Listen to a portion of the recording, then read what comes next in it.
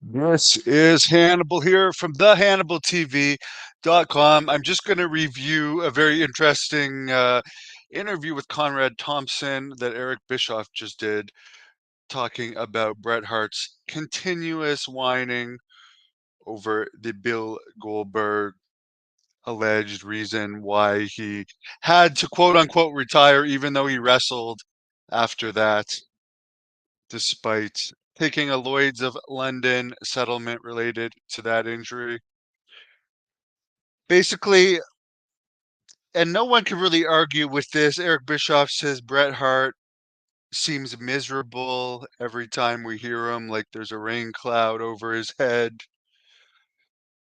and he's basically depressing.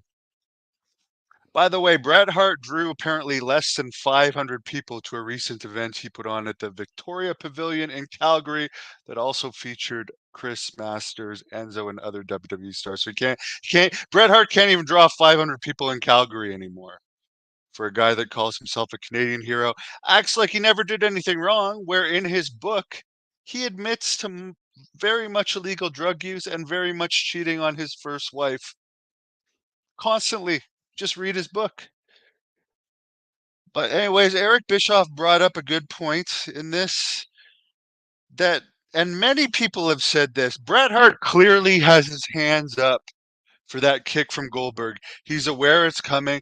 Eric says he's been knocked out from kicks to the head.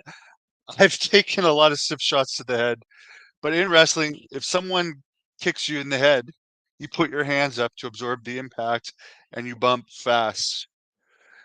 Anyways, there was a point, the point that they made was there's another part of this match where he does his famous figure four off the corner post and actually hits his head on the concrete, which again, he's wrestled probably at least 1,000 matches before this Goldberg match. He wrestled at least 9 times in WCW after this match, including against guys like Chris Benoit, Terry Funk in a hardcore match, Sid, and Kevin Nash.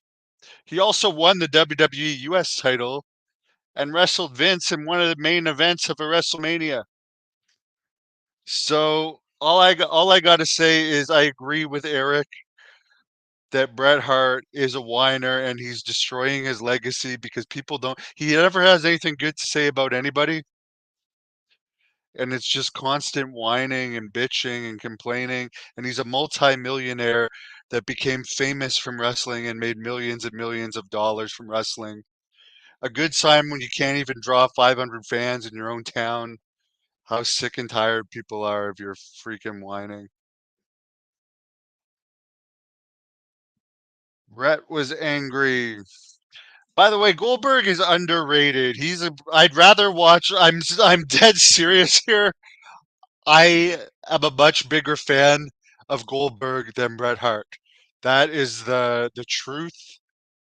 I always was a Goldberg fan. I like intensity, realism, and I'm not a fan of long matches. I like shorter matches. I don't have an atten I don't like fake holds. We all know wrestling's fake. I don't want to see someone sit in a fake hold. If I want to see holds, I'll watch MMA.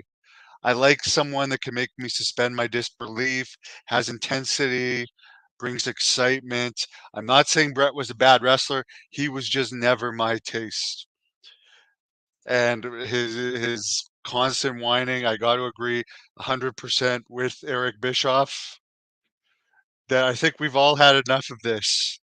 And to act like you were the pure one when you purely admit to taking steroids, marijuana when it was still illegal, much harder drugs than that in your book, which I won't even say on here because of YouTube's monetization policies and the constant cheating.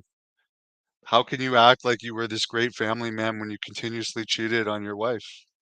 Like it's, I don't, I can't, you contradict yourself way too much.